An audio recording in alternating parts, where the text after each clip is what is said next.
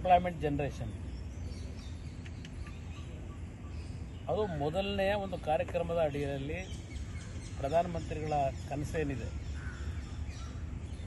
ಈ ಬಾರಿ ಕನಿಷ್ಠ 4 ಲಕ್ಷ ಉದ್ಯೋಗವನ್ನು ಈ ಒಂದು skill development and education and employment ಇದು ಒಂದು ಪ್ರಮುಖವಾದ ಕಾರ್ಯಕ್ರಮ. ಆ ಕಾರ್ಯಕ್ರಮದ ಅಡಿಯಲ್ಲಿ ಹಲವಾರು ರೀತಿಯ ಇನ್ಸೆಂಟಿವ್ಗಳನ್ನು ಘೋಷಣೆ ಮಾಡಿದ್ದಾರೆ. ಅದೆಲ್ಲವನ್ನು ನಾನು ಬಿಡಿಸಿ ಹೇಳಬೇಕಾಗಿಲ್ಲ, ಬಹುಶಃ ನಿಮ್ಮ ಹತ್ರದ ಮಾಹಿತಿಗಳು ಇದೆ. ಮತ್ತು ಈ ಬಾರಿ ವಿಶೇಷವಾದಂಥ ರೀತಿಯಲ್ಲಿ MSMEಗಳಿಗೆ ದೊಡ್ಡ ಮಟ್ಟದ ಆರ್ಥಿಕ ಶಕ್ತಿಯನ್ನು ತುಂಬತಕ್ಕಂಥ ಒಂದು ನಿರ್ಧಾರ ನರೇಂದ್ರ ಮೋದಿಯವರ ಕಲ್ಪನೆಯೇ ಇದು ಸಹ ಅಂತಕ್ಕಂಥದ್ದು ನನ್ನ ಅಭಿಪ್ರಾಯ. ಕಾರಣ ಇವತ್ತಿನ ಯಾವೊಂದು ಉದ್ಯೋಗವನ್ನು ಸೃಷ್ಟಿ ಮಾಡಲಿಕ್ಕೆ ಹಲವಾರು ರೀತಿಯ ಒಂದು ಟೆಕ್ನಾಲಜಿಗಳು ಬರ್ತಕ್ಕಂಥ ಸಂದರ್ಭದಲ್ಲಿ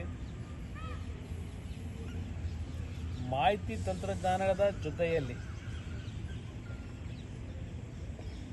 ಸಣ್ಣ ಪುಟ್ಟ ಉದ್ಯೋಗಗಳನ್ನು ಇವತ್ತು ಸೃಷ್ಟಿಯಾಗಬೇಕು ಅಂತಕ್ಕಂಥ ದೃಷ್ಟಿಯಿಲ್ಲ. ಏಕೆಂದರೆ MSMEಗಳಲ್ಲಿ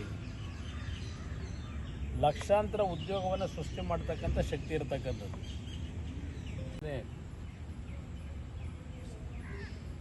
5 ಪ್ರಮುಖ ಅಂಶಗಳನ್ನು ಒಳಗೊಂಡಿರ್ತಕ್ಕಂಥ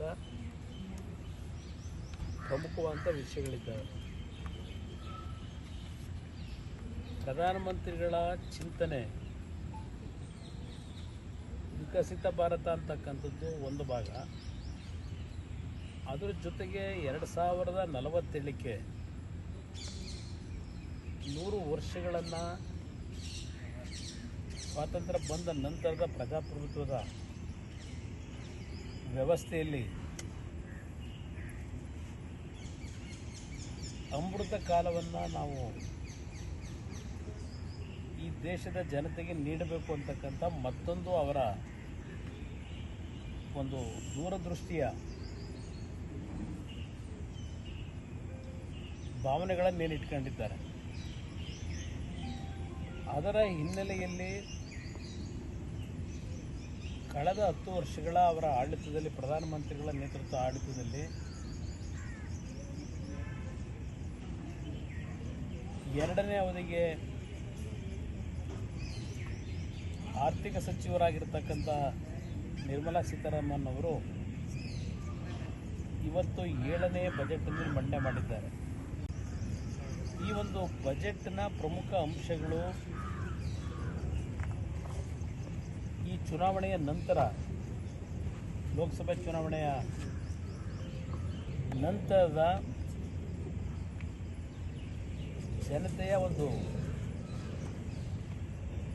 3ನೇ ಬಾರಿಗೆ ಪ್ರಧಾನಮಂತ್ರಿಗಳಾಗಿ ನರೇಂದ್ರ ಮೋದಿಯವರು ದೇಶದ ಜನತೆಯ ಆಶೀರ್ವಾದದ ಮುಖಾಂತರ ಅಧಿಕಾರಕ್ಕೆ ಬಂದಿದ್ದಾರೆ.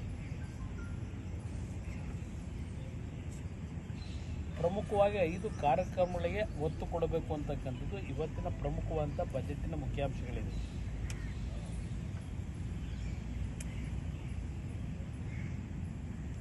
ಒಂದು ನಿರುದ್ಯೋಗದ ಸಮಸ್ಯೆಗಳ ಬಗ್ಗೆ ಚರ್ಚೆ ನಡೀತಾ ಇದೆ.